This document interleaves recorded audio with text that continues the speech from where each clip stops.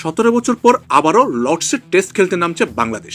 যে মাঠে ভালো একটি পারফরমেন্সই ক্রিকেট ইতিহাসের অংশ হয়ে যায়, সেই লর্ডসেই আবার ফিরছে Bangladesh. England and Wales cricket board আনুষ্ঠানিকভাবে ঘোষণা করেছে 2027 সালের 28 মে থেকে লর্ডসে একমাত্র টেস্টে মুখোমুখি হবে বাংলাদেশ ও ইংল্যান্ড। 2010 সালের পর এই প্রথম ইংল্যান্ডের মাটিতে টেস্ট খেলবে বাংলাদেশ, আর লর্ডসে ফিরবে দীর্ঘ 17 বছর পর।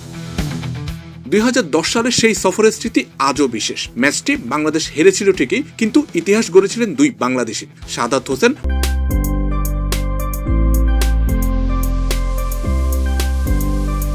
প্রথম ইনিংসে 5 উইকেট নিয়ে লর্ডসে অনার্স বোর্ডে নাম তোলা প্রথম বাংলাদেশি হন। এরপর তামিম ইকবাল দুর্দান্ত সেঞ্চুরি করে ব্যাটিং অনার্স বোর্ডেও নিজের নাম লেখান। আজও লর্ডসের টেস্ট অনার্স বোর্ডে বাংলাদেশের প্রতিনিধিত্ব করছেন এই দুজনই।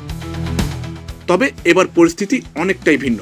গত কয়েক বছরের টেস্ট ক্রিকেটে নিজেদের নতুন করে প্রমাণ করেছে বাংলাদেশ। আগামী মাসেই 23 বছর পর অস্ট্রেলিয়ার মাটিতে টেস্ট খেলতে যাচ্ছে দলটি, আর তার এক বছরের মধ্যেই অপেক্ষা করছে লর্ডসের কঠিন পরীক্ষা। আরও একটি সুখবর রয়েছে, 2027 সালে ইংল্যান্ড সফরে যাবে বাংলাদেশ নারী দল। তারা 3টি টি-20 ও 3টি একদিনের আন্তর্জাতিক ম্যাচ খেলবে ইংল্যান্ডের বিপক্ষে। ফলে একই বছরে ইংল্যান্ডের মাটিতে বাংলাদেশ নারী ও পুরুষ দুই দলকেই দেখা যাবে আন্তর্জাতিক সিরিজ খেলতে।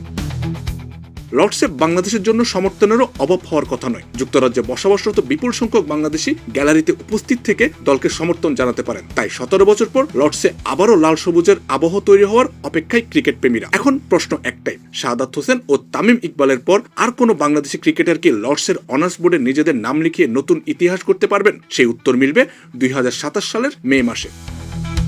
আমজাদ হোসেন আবির, খেলা 71।